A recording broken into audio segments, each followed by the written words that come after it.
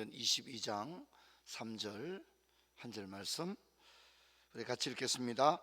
나는 유대인으로 길리기아 다소에서 났고 이 성에서 자라 가말리엘의 문화에서 우리 조상들의 율법에 엄한 교육을 받았고 오늘 너희 모든 사람들처럼 하나님에 대하여 열심히 있는 자라. 아멘. 그럼 인사합시다. 반갑습니다. 잘 주무셨죠? 고맙습니다.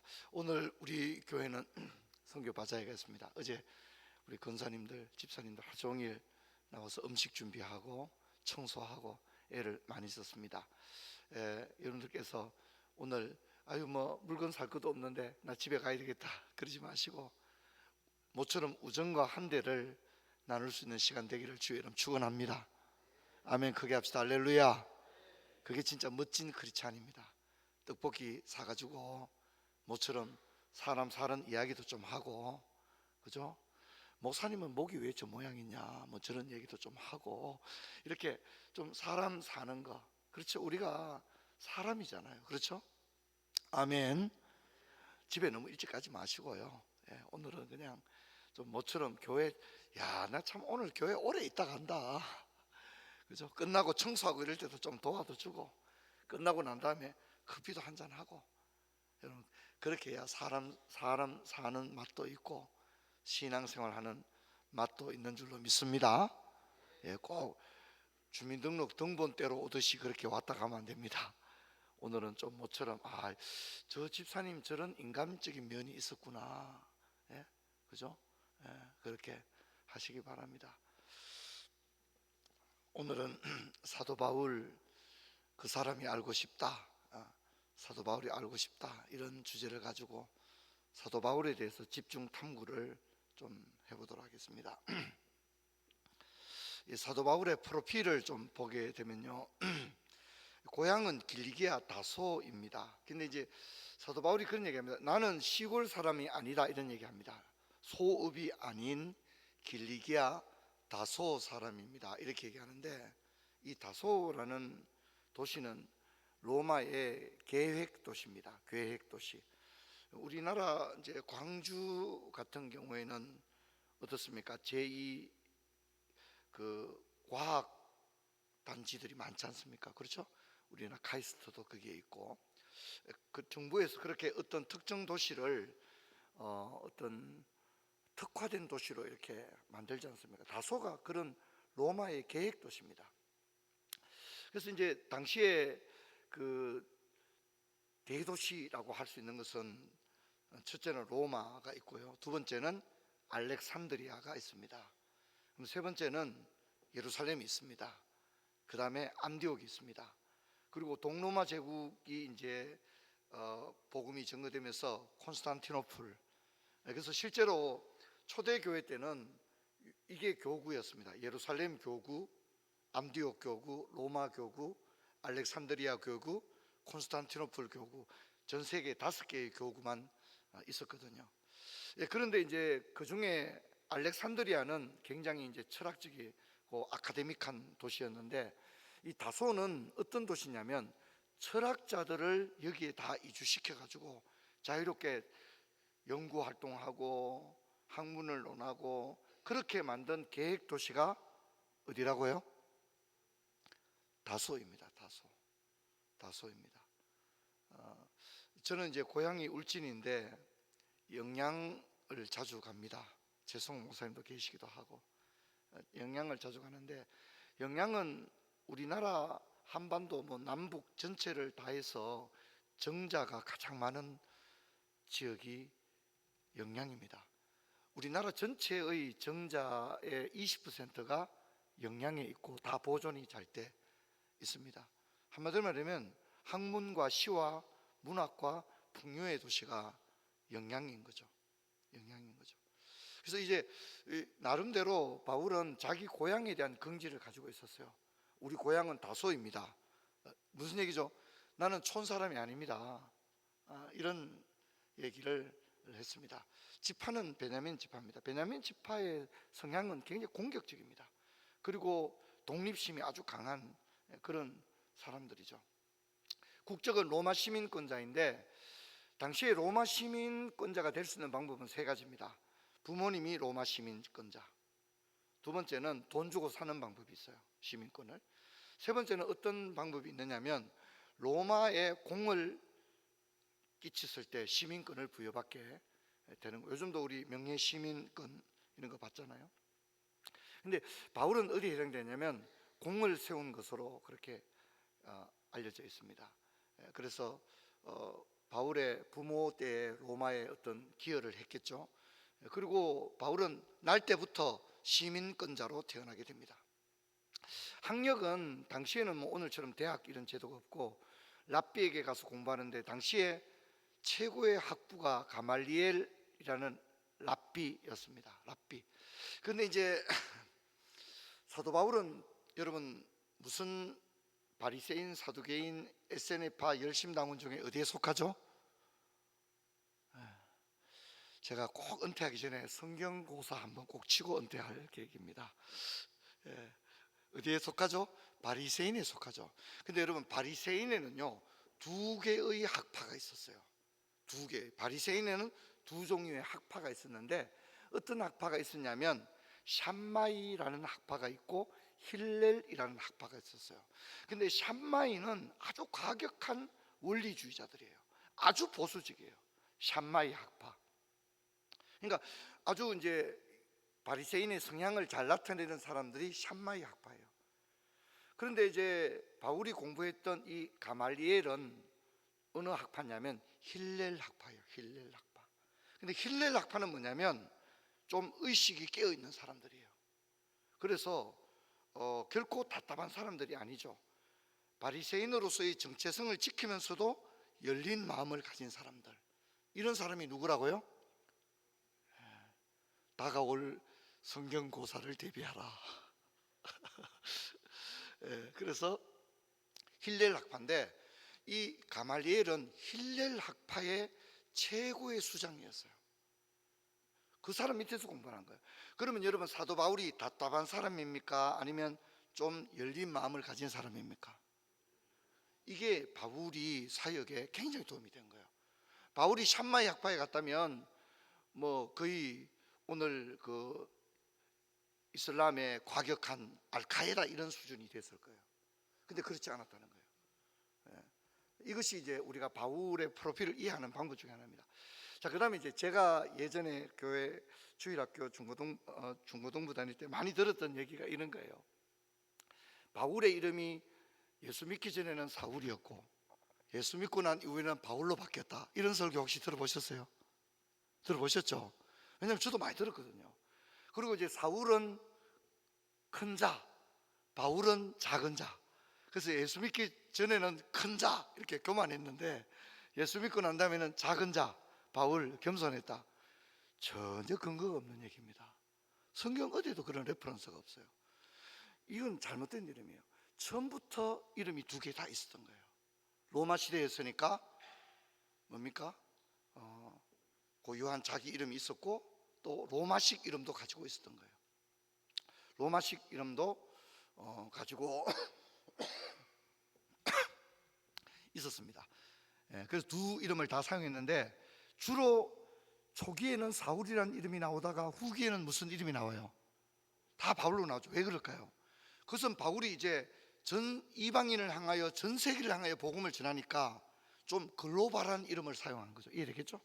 글로벌한 이름. 그래서 바울이라는 이름을 사용한 것입니다. 결혼을 했는지 안 했는지는 정확하게 알기는 어려워. 그러나 결혼 생활에 관한 어떤 레퍼런스도 성경에 나오지 않아요. 그리고 바울은 가족이 전혀 나오지 않아요. 아버지 말 한 번도 안, 엄마란 말도 안 나와요. 형, 누나, 동생 아무도 안 나와요. 그런데 오직 바울의 가족 관계가 나오는 것은 바울의 생질이라는 말이 한 번 딱 나옵니다. 바울의 생질. 그래서 중요한 첩보를 알려주죠. 첩보. 바울이 킬러들에 의해서 쫓기고 있다. 이 사실을 바울의 생질이 정보를 알려줍니다. 그게 사도행전 23장에 유일하게 바울의 가족 관계가 나오는 걸 볼 수 있습니다. 자, 7번째인데 이건 성경 고사 치면 제가 꼭 내고 싶은 문제입니다. 바울이 사용했던 언어는 다음 중 무엇입니까? 이렇게 나올 수 있는 문제인데, 언어를 몇 가지를 사용했다고요? 네 가지로 사용했습니다. 왜냐하면 첫째, 이 사람은 랍비 교육을 받았거든요. 랍비 교육을 받는다는 것은 히브리어와 아람어를 다 아는 거예요. 그리고 아람어는, 여러분, 예수님은 어떤 언어를 썼을까? 예수님은 아람어를 썼습니다. 수리아 지역이었기 때문에 예수님이 헬라어를 사용하지 않았습니다. 예수님이 사용했던 언어는 뭐라고요? 아람어입니다. 엘리 엘리 라바 사박다니, 이런 게 아람어입니다. 에바다, 이해되겠죠? 그런 말들이 다 아람어, 예수님이 썼던 말이에요. 그러니까 예수님이 십자가상에서 엘리 엘리 라마 사막다니 이렇게 헬라어로 말한 게 아니라 어떻게 해요? 아람어로 말한 거예요. 그러니까 예수님의 본래 언어를 성경 저자들이 거기 쓴 거예요. 그래서 번역하면, 성경에 나와있죠. 번역하면 이렇게 나오죠, 그죠? 번역하면, 이 아람어를 번역하면 나의 하나님 어찌하여 나를 버리셨나이까 라는 뜻이라, 이렇게 얘기하는 거예요. 그러니까 예수님이 어떤 언어를 썼다고요? 어디 가서 헬라어 이러면 안 됩니다. 아람어를 썼고, 그리고 유대인들이니까 구약 성경이 뭐예요? 히브리어잖아요, 그죠? 그러니까 히브리어를 쓰고, 랍비 교육을 받는다는 것은 당연히 히브리어를 완벽하게 구사할 줄 아는 거예요. 그 다음에 당대 사람들은, 제가 알렉산더 시대부터 로마의 모든 사람들이 헬라어를 썼다고 그랬죠, 그죠? 그러니까 헬라어 문화권이었기 때문에 당연히 헬라어를 사용할 줄 알았던 거죠. 그리고 바울은 그 고린도전서, 로마서 이런 걸 다 뭐로 써요? 헬라어로 썼습니다. 그렇죠? 바울 서신이잖아요. 바울이 헬라어로 성경을 썼던 거예요. 그 다음에 바울은 국적이 뭐라고 그랬죠? 제가 목 상태가 괜찮을 때 여러분도 좀 도와주셔야 됩니다. 로마 시민권자니까 당연히 로마의 공식 언어는 뭐예요? 라틴어인 거예요, 라틴어. 그래서 네 개의 언어를, 사중 언어를, 이런 이중 언어들을 자유롭게 구사했기 때문에 바울은, 하나님께서 이런 바울을 높이도록 사용한 거예요. 여러분, 이걸 뭐라고 하죠? 한번 따라합시다. 외적 소명. 이걸 외적 소명이라고 하는 거예요. 외적 소명. 그래서 하나님께서 우리를 들어 사용할 때는, 내가 예전에 뭐 파이로트 출신이었고 배를 타고 그런 것들도 하나님이 다 사용하는 거예요. 그런, 이게 복음 전파 이렇게 유익할 줄 몰랐다, 이런 것들. 내가 예전에 시골에서 농사 짓고 살았는데, 여러분, 그것도 외적 소명이에요. 그런 것이 복음 전파와, 저 같은 경우는 제가 목회할 때 가장 힘이 되는 게, 제가 그래도 시골 출신이고, 시골 출신. 그래서 그렇게 감정으로 인해서 고통을 겪지는 않습니다. 시골에서 온 사람이기 때문에. 저는 제가 생각할 때 제 목회자로서의 캐릭터 가운데 제 자신에게 외적 소명으로서 큰 도움이 되는 거, 제가 시골에서 농사 짓는 가정에서 할아버지 할머니 사랑을 받으면서, 아버지 어머니 사랑을 받으면서, 고모 삼촌 대가족 속에서 중학교 3학년까지 진짜 물찌개도 지고 나무도 하고 소도 먹이고 고추 농사, 담배 농사 짓다가 대구에 객지에 나온 게, 제가 목회자로서의 살아가는 데는 굉장히 도움이 된다, 제가 개인적으로 생각하거든요. 근데 그걸 뭐냐면, 그런 걸 뭐라고 한다고요? 그걸 외적 소명이라고 하는 거예요. 외적 소명. 하나님이 이런 지금 우리가 바울의 이런 프로필들은 바울의 다 뭐예요? 외적 소명인 거예요. 로마 시민권자죠. 여러분, 로마 시민권자가 이게 장난이 아니에요. 로마 시민권자는요, 통행의 자유가 있어요. 내가 로마 시민권자인데 나를 막을 수 없어요. 나는 로마, 그 넓은 로마 제국에 어디든지 자유롭게 여행할 수 있어요. 이게 로마 시민권자의 권리예요. 그 다음에 로마 시민권자는요, 체포가 안 돼요. 체포하면 안 돼요. 구금해서도 안 돼요. 그리고 로마 시민권자는 정당한 법 절차를 거치지 않고는 체포나 구금이 안 되게 돼 있어요. 그렇기 때문에 바울이 어디까지 갑니까? 로마에까지 갈 수 있었어요. 로마에까지 가는데 아무 장애가 없고, 함부로 바울을 죽일 수가 없었어요. 죽이면 큰일 나요. 로마 시민권자를 함부로 죽일 수가 없었어요. 안 그랬으면 바울은 벌써 죽었을 거예요. 그렇죠, 그죠? 벌써 죽었을 거예요. 그러나 바울을 건들 수 없는 이유는 로마 시민권자이기 때문에 건들 수가 없는. 그럼 이런 모든 것들, 또 네 개의 언어를 자유롭게 사용하고, 이런 것들은 하나님이 바울을 너는 나의 택한 그릇이라. 하나님이 그릇을 택할 때 뭐 아무 그릇이나 택하겠어요? 쓰시기에 합당한 그런 그릇을 택하는 거예요. 할렐루야. 이런 것이 굉장히 중요한 것입니다. 여러분, 이외에도 바울은 여러분 알다시피 건강이 좋지 않았어요. 그렇죠? 건강이 좋지 않았고, 또 결정적인 바울의 핸디캡이 뭐냐면 말이 어눌한 거예요. 이 스피치가 그렇게 좋지를 못해요. 그래서 고린도 교인들이 아볼로는 존경하면서 바울은 멸시를 했던 문제가 있었습니다. 자, 바울의 연대기입니다. 한번 보실까요? 이것은 굉장히 도움이 될 수 있는 겁니다. 사도행전에 나오는 바울의 연대기인데, 회심은 9장에 나옵니다. 그 다음에 1차, 2차, 3차, 4차 네 번에 걸쳐서 예루살렘을 방문. 자, 사도행전에는 바울이 예루살렘을 몇 번 방문한 거로 나온다고요? 4번 방문한 거로 나옵니다. 한번 관심을 가지고 체크를 해 놓으시면 좋겠습니다. 첫 번째 예루살렘을 방문할 때는 사도들을 만나기 위해서 갔다. 두 번째 예루살렘을 방문할 때는 어떻게 갔습니까? 예루살렘에 기근이 들었기 때문에 안디옥 교회의 구제 헌금을 전달해 주기 위해서 두 번째 예루살렘을 방문합니다. 세 번째 예루살렘의 방문은 예루살렘 총회를 위해서 방문했죠. 그리고 마지막 네 번째는 뭡니까? 체포됩니다. 그렇죠? 체포됩니다. 이제 올라가지 마라 그랬죠, 사람들이. 근데 나는 체포될 뿐만 아니라 죽을 것도 각오했노라. 그리고 예루살렘 이제 바울은 이때 예루살렘 올라갈 때 자기가 죽는 줄 알았어요. 근데 하나님께서 여기서 죽지 않는다. 로마까지 이제 압송을 당하게 되는 그런 일련의 과정을 거치게 됩니다. 자, 그리고 전도 여행을 보게 되면요, 전도 여행은 1차, 2차, 3차 마지막 로마로 압송되는 그런 과정이죠. 이건 나중에 한 번 더 살펴보도록 하겠습니다. 자, 그 다음에 갈라디아서에도 바울의 연대기가 나옵니다. 이건 진짜 아주 어려운 성경 문제에 해당이 되겠죠. 바울의 연대기가 나오는 것은 사도행전과 갈라디아서입니다. 근데 갈라디아서는 사도행전에서 말하지 않는 바울의 연대기가 나오는 거예요. 회심 얘기가 나오고요, 3년 동안 기도로 준비했다는 게 나와요. 예수님이 40일 금식했는 것처럼 사도 바울도 예수 믿자 말자 바로 복음전도 활동을 한 게 아니라 아라비아 광야에서 어떻게 해요? 3년 동안 금식과 기도로 선교 활동을 준비했다는 게 갈라디아서에 나오고 있습니다. 그 다음에 예루살렘을 방문했던 이야기, 또 그 다음에 14년 동안의 모든 선교 활동에 관한 이야기, 그 다음에 2차 예루살렘을 방문했던 얘기도 갈라디아서에 나옵니다. 그 다음에 안디옥에서 있었던 일들을 갈라디아서에서 이야기를 하고 있습니다. 자, 하나만 더 하겠습니다. 여러분, 이건 뭐 너무 여러분도 아마 제자반 한 분들은 다 알고 계실 거라 생각하고요, 바울의 회심 이야기가 사도행전에 3번 나옵니다. 9장에 한 번 나오고 22장에 나오고 26장에 나옵니다. 9장은 바울이 예수를 믿게 되는 사울아 사울아 어찌하여 네가 나를 박해하느냐, 이런 이야기였어요.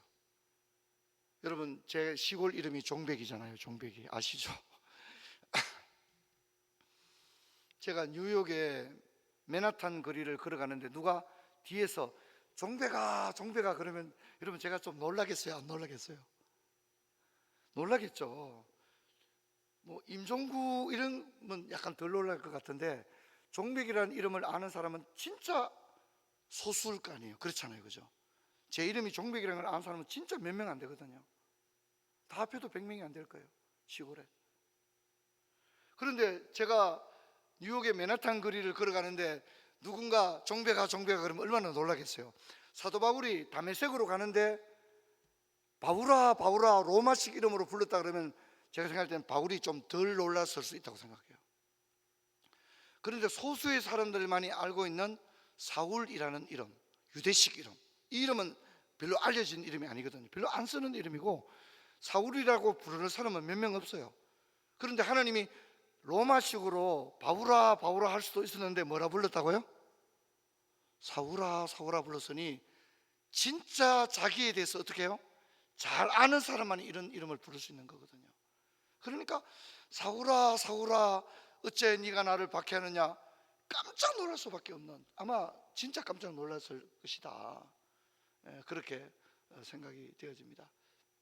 그런 이야기가 9장에 나오고요. 두 번째 22장은 유대인들에게 히브리 말로 설교를 하고 있는, 간증을 하고 있는 모습입니다. 그리고 26장은 아그리파 왕에게 한 얘기입니다. 자, 정리하겠습니다. 그런데 바울은 이 세 번의 간증을 어떤 때 사용했죠? 전도할 때만 사용했다는 겁니다.